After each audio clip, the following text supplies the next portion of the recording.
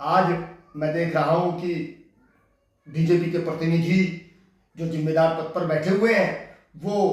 हमें और ऐसे लोगों को जो कांग्रेस इस समय ज्वाइन कर रहे हैं उन्हें करप्ट बता रहे हैं तथा ऐसे लोगों को देशभक्त बता रहे हैं जो बीजेपी की ज्वाइनिंग ले रहे हैं। चलिए, मैं उस विषय पर ज़्यादा टिप्पणी तो नहीं कर रहा, लेकिन मैं एक बात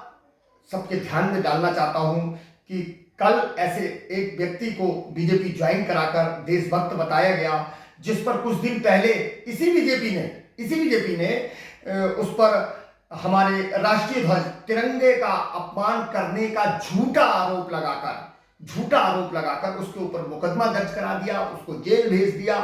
और उसको देशद्रोही बताया।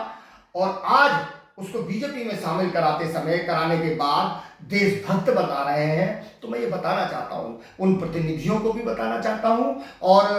जो है कि अपने शहर की जनता को भी बताना चाहता हूँ कि वो व्यक्ति उस समय भी देशभक्त था, उस समय भी देश के प्रति उसके मन में उतनी ही श्रद्धा थी, उतने ही वो सच्चा था, जब आपने उसके ऊपर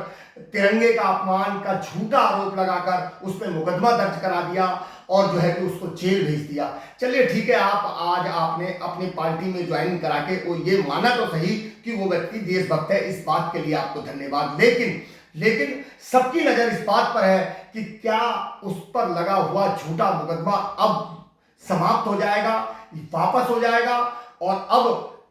जब आपने ही उस व्यक्ति को मान लिया देशभक्त, हालांकि पूरे शहर के लोग जानते हैं कि वो देशभक्त था, पहले भी सच्चा है, देश के प्रति हितैषी था, वो कभी भी तिरंगे का अपमान नहीं कर सकता था, लेकिन फिर भी आप लोगों ने एक प्रोपेगेंडा बनाकर झूठा आरोप लगाकर उसको फंसाया था। और चलिए, अब आपने जब उसको देशभक्त मान लिया है तो मैं भी और सितारगंज की जनता भी और उस व्यक्ति का परिवार भी और वो व्यक्ति स्वयं भी ये चाहता है कि अब उस पर लगा हुआ वो झूठा मुकदमा जो आपने लगाया था, आपकी पार्टी ने लगाया था, वो समाप्त करा दिया जाए और वो